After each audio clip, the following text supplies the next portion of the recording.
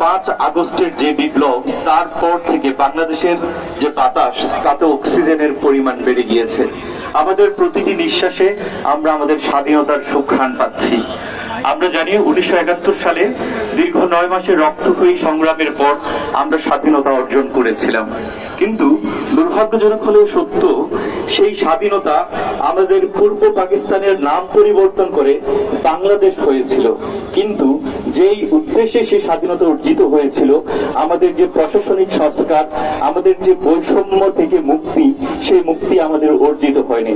ফলশ্রুতিতে দেখা যায় ফাহাম আব্দুল সালামের মতো লেখক, তিনি তার বাঙালির মিডিওক্রিটির সন্ধানে বই লিখেন যে আমরা স্বাধীনতা বলতে মনে করি যে একটি দেশের নাম পরিবর্তন, কিন্তু স্বাধীনতা অর্থ যে আমাদের যে প্রশাসনিক সংস্কার, আমাদের যে মুক্তি অর্জিত হওয়া, সেই মুক্তি আমরা অর্জন করতে পারিনি। তাই ফলশ্রুতিতে আমরা দেখতে পাই বাংলাদেশের স্বাধীনতা উত্তর সময় 1975 সালে প্রথম যে মিলিটারি কোটা হয়েছিল, তাদের ইন্টেনশনের দিকে যদি আমরা তাকাই, তাহলে দেখি অ্যান্থনি মাসকারেনহাস তার বাংলাদেশের লিগেসি অফ ব্লাডে লিখেছেন যে এই যে ফারুক রশিদের যে কোটা করেছিল, তার অন্যতম কারণ ছিল তারা যে বাংলাদেশটা চেয়েছিল, সেই বাংলাদেশটা তারা পায়নি।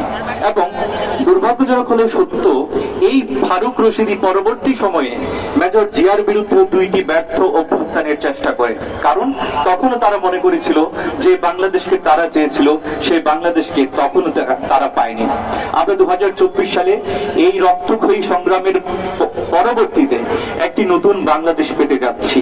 এই নতুন বাংলাদেশকে আমাদেরকে পূর্ববর্তী ইতিহাস থেকে শিক্ষা নিয়ে নতুন বাংলাদেশ নির্মাণের দিকে এগিয়ে যেতে হবে।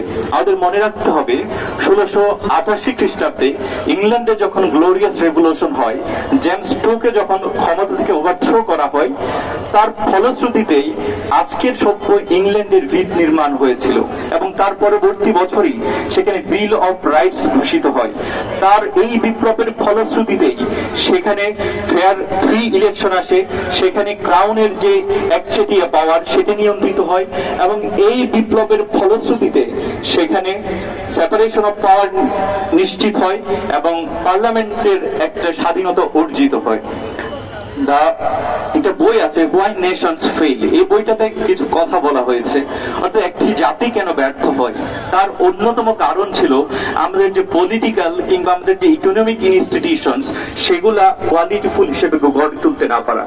আজকে 2024 সালের এই স্বাধীনতা অর্জনের পরও যদি আমরা যদি আমাদের এই নতুন বাংলাদেশের প্রশাসনিক সংস্কার করতে না পারি, আমরা যদি আমাদের করাপশনকে নিয়ন্ত্রণ করতে না পারি, তাহলে যে লক্ষ্য উদ্দেশ্যকে সামনে রেখে আবু সাইদ নিজের বুককে পেতে দিয়েছিল, যে লক্ষ্য উদ্দেশ্যকে সামনে রেখে মীর মুগ্ধ নিজের জীবনের মায়া ভুলে গিয়েছিল, আমাদের সেই লক্ষ্য এবং উদ্দেশ্য ব্যর্থ হয়ে যাবে।